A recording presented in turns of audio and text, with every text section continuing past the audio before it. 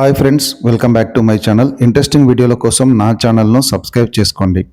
తెలుగు తెరపై ఒక నటి ఏడిస్తే ప్రేక్షకుడు కూడా కళ్ళు తుడుచుకుంటాడు. అంటే అది కేవలం జయసుధ గారికే సాధ్యం. గ్లిజరిన్ లేకుండా కన్నీళ్లు పెట్టగలిగే ఏకైక నటి ఆమె. అందరూ ఆమెను సహజ నటి అంటారు. కానీ ఆ నవ్వు వెనుక ఎన్ని కష్టాలు ఉన్నాయో తెలుసా? ఆమె పుట్టుక నుంచి మొదలుపెట్టి రాజకీయాలు, మత మార్పిడి, భర్త మరణం, ఇలా ఆమె జీవితంలో ఎన్నో మలుపులు. నేటి వీడియోలో జయసుధ గారి గురించి మీకు తెలియని ఆసక్తికరమైన విషయాలు చూద్దాం. చాలామందికి జయసుధ గారి మేనత్త విజయ నిర్మల గారే అని తెలుసు.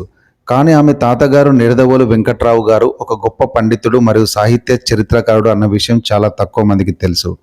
ఆమె అసలు పేరు సుజాత. ఆమె తల్లి జోగాబాయి గారు కూడా పాతతరం నటి. అంటే జయసుధ గారు ఒక మేధావుల కళాకారుల కుటుంబం నుంచి వచ్చారు. ఆమెకు జయసుధ అనే పేరు పెట్టింది లెజెండరీ డైరెక్టర్ కె బాలచందర్ గారు. ఈ రోజుల్లో ఒక హీరో ఏడాదికి ఒక సినిమా తీస్తేనే గొప్ప. కానీ జయసుధ గారు తన కెరీర్ పీక్ స్టేజ్లో ఉన్నప్పుడు ఒకే సంవత్సరంలో 24 సినిమాలు విడుదలయ్యాయి. ఇది ఒక అరుదైన రికార్డు. అప్పుడు ఆమెకున్న డిమాండ్ అలాంటిది. ఒకవైపు శ్రీదేవి, జయప్రద వంటి గ్లామర్ క్వీన్స్ పోటీ ఇస్తున్న పక్కింటి అమ్మాయి ఇమేజ్తో జయసుధ గారు తన స్థానాన్ని పదిలం చేసుకున్నారు.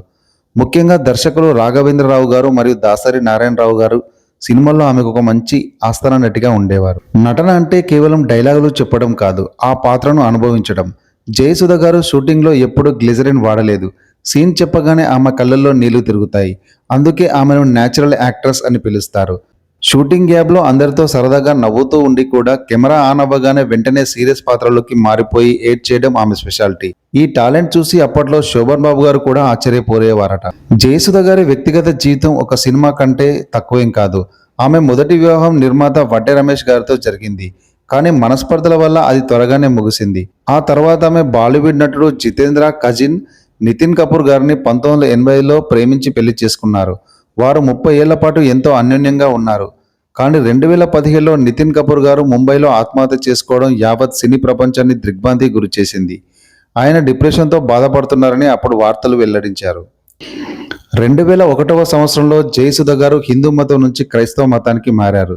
దీని వెనుక ఒక ఆసక్తికరమైన కథ ఉంది. ఒకసారి థాయిలాండ్ షూటింగ్లో ఉండగా ఆమెకు ఒక ప్రమాదం జరిగిందట.